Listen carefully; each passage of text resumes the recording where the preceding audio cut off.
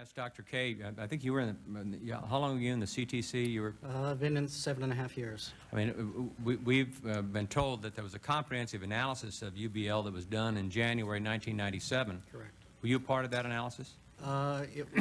Yes, I oversaw the completion of the project. Correct. Were you disturbed that the results of that analysis was not disseminated, particularly since the National Intelligence Estimate was not updated?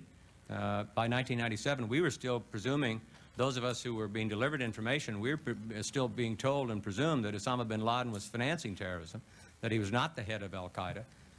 We didn't even have the information that Ms. Duran talked about with Fadl, with Junior. We didn't have that information either. I mean, do you think it was a mistake not to disseminate the comprehensive analysis that was done in 1997? I think it was. It would have been better had we been able to get out as much of that story as possible, as quickly as possible. We were unable to. The project that that's mentioned at the time it was completed, and completed means essentially it was in draft, was not in a form that was suitable for outside consumption, and it needed to be prepared in such a fashion that it would be manageable, easily digested, and understood by the policymakers.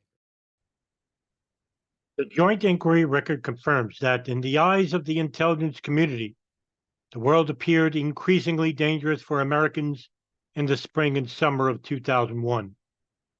During that period, the intelligence community detected a significant increase in information that Osama bin Laden and al-Qaeda intended to strike against U.S. interests in the very near future. Some community officials have suggested that the increase in threat reporting was unprecedented, at least in their own experience. While the reporting repeatedly predicted dire consequences for Americans, it did not provide specific detail that could be acted on. Between late March and September of 2001, the intelligence community identified numerous signs of an impending terrorist attack, some of which pointed specifically to the United States as a target. 1. In March, an intelligence source claimed that a group of bin Laden operatives was planning to conduct an unspecified attack in the United States in April 2001. One of the operatives allegedly resided in the United States. 2. In April, the intelligence community obtained information that unspecified terrorist operatives in California and New York State planning a terrorist attack in those states for April. 3. Between May and July, the National Security Agency reported at least 33 communications suggesting a possible imminent terrorist attack. The intelligence community thought at this time that one of them might have constituted a signal to proceed with terrorist operations.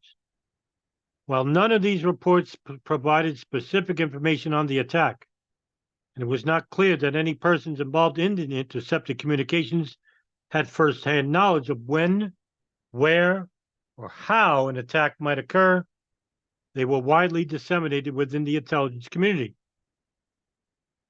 4. In May, the intelligence community obtained a report that Osama bin Laden's supporters were planning to infiltrate the United States by way of Canada to carry out a terrorist operation using high explosives.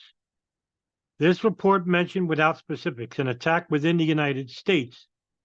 In July, this information was shared with the FBI, the INS, Customs Service, and the State Department, and was included in the intelligence report for senior government officials in August. 5. In May, the Department of Defense acquired and shared with other elements of the intelligence community information suggesting that 7 persons associated with bin Laden had departed various locations for Canada, the United Kingdom, and the United States. 6. In June, the Counterterrorism Center obtained information that key operatives in bin Laden's organization were disappearing while others were preparing for martyrdom. 7. In July, the Counterterrorism Center became aware of a person who had recently been in Afghanistan who reported, quote, "Everyone is talking about an impending attack," end quote. The intelligence community was also aware that bin Laden had stepped up his propaganda efforts in the preceding months. 8. On August 16th, the INS detained Zacarias Moussaoui in Minneapolis, Minnesota. His conduct had aroused suspicions about why he was learning to fly large commercial aircraft and had prompted the flight school he was attending to contact the local FBI office. FBI agents believed that Moussaoui might have intended to carry out a terrorist attack. 9.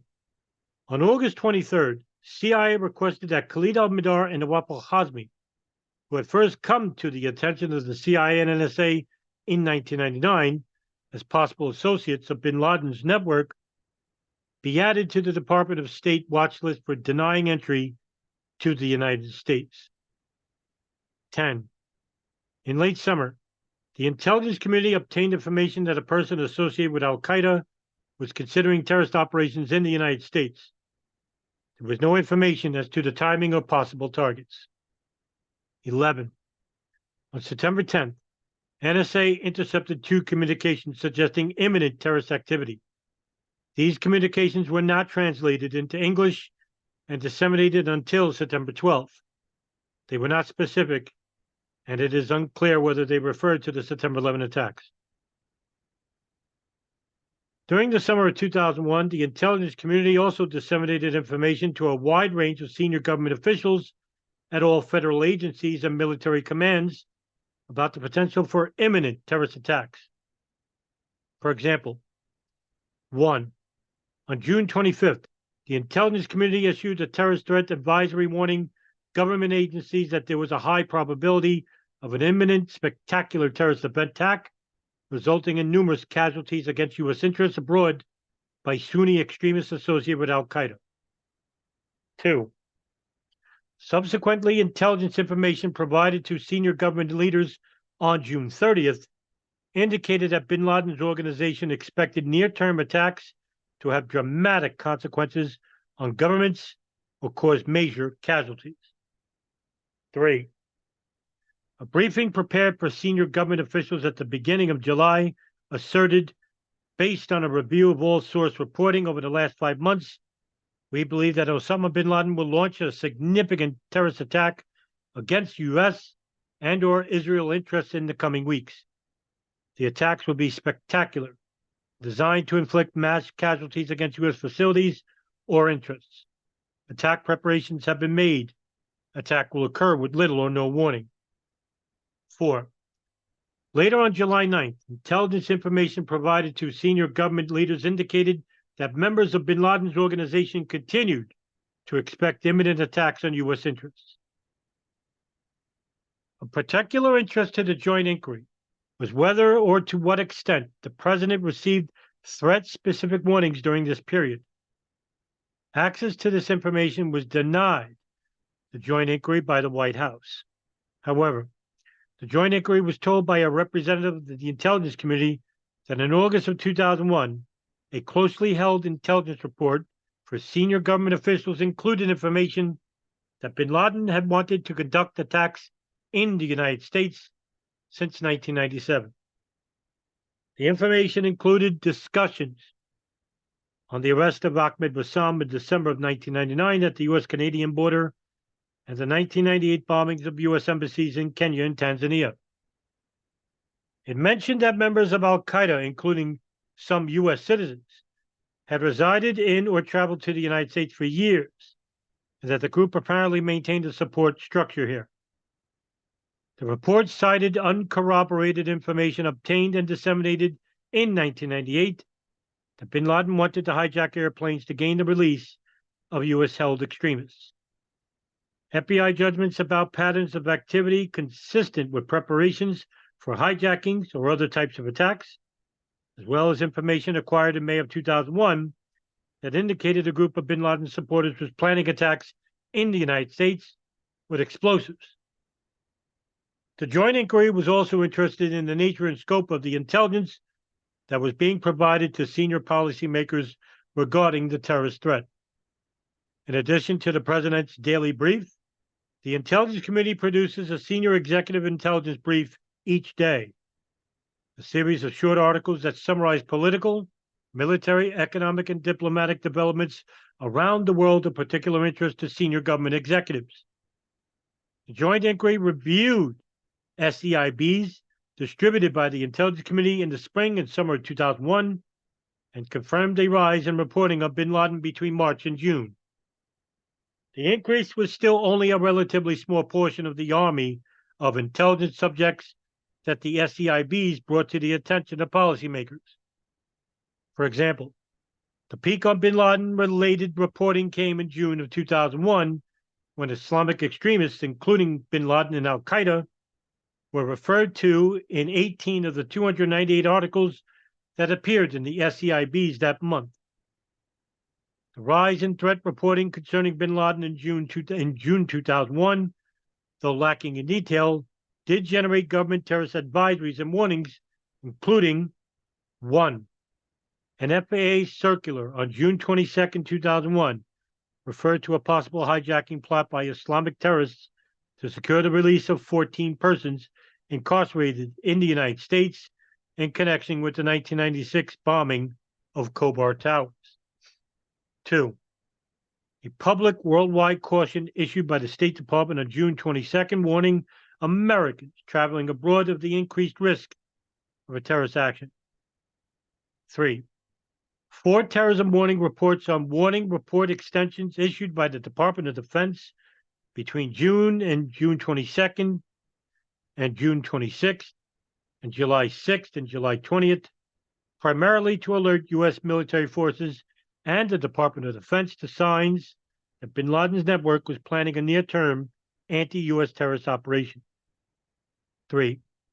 State Department Demache to Taliban representatives in Pakistan on June 26, 2001, declaring that the Taliban would be held responsible for terrorist attacks carried out by bin Laden and al-Qaeda.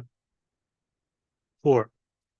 An FBI communication on July 2nd advising federal, state, and local law enforcement agencies of increased threat reporting about groups aligned with or sympathetic to bin Laden. Communication noted that the majority of the reports suggested a potential for attacks against U.S. targets abroad, and that the FBI had no information suggesting a credible threat of terrorist attacks in the United States, although the possibility could not be discounted. Deputy Secretary of State Richard Armitage described the situation to the joint inquiry. Quote, in fact, the intelligence was good enough for us to take several steps. We issued between January and September 9 warnings, 5 of them global, because of the threat information we were receiving from the intelligence agencies in the summer when DCI George Tenet was around Brown, literally pounding on desks saying, something is happening. This is unprecedented level of threat information. He didn't know where it was going to happen, but he knew it was coming. End quote. Interviews conducted during the joint inquiry show that the general view within the intelligence community in the spring and summer of 2001 was that an attack on U.S. interests was more likely to occur overseas, possibly in Saudi Arabia and Israel. Intelligence information, the arrest of suspected terrorists in the Middle East and Europe, and a credible report of a plan to attack the U.S. Embassy in the Middle East shaped the community's thinking about when an attack was likely to occur. In fact, FBI agents working in Yemen on the coal investigation were told to leave the country because of concern about a possible terrorist attack. The belief that an attack was likely to occur overseas was also reflected in numerous statements and data the joint inquiry reviewed. For example, 1. In a May 16, 2002 press briefing, National Security Advisor Condoleezza Rice said, quote, I want to reiterate that during this time, the overwhelming bulk of the evidence was that this was an attack that was likely to take place overseas, end quote. 2. The FBI's Assistant Director for Counterterrorism at the time said that the intelligence he was seeing led him to believe with a high probability, 98%, that an attack would occur overseas. 3. At a joint inquiry hearing, Deputy Secretary of State Richard Armitage testified, quote, I, in general, perceive the threat to be at our interest overseas, primarily in the Gulf, some in Southeast Asia, most definitely in Israel. This is from my point of view and the Department of State, end quote. 5. At the same hearing, Deputy Secretary of Defense Paul Wolfowitz testified, quote, "I would say near term, we perceive the threat to be overseas."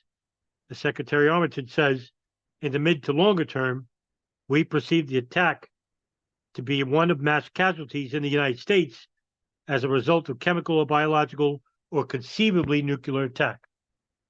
6. Deputy National Security Advisor Steve Hadley asserted in a written response to the joint inquiry, quote, "The specific warning the administration did not point to operations against U.S. interests abroad. The threat warnings in the spring and summer of 2001 did not, to my knowledge, include any specific warning information to indicate plans for terrorist attacks inside the United States," end quote. Bin Laden-related threat reporting began to decline in July 2001. The intelligence community did, however, continue to follow up in some of the more information in its possession.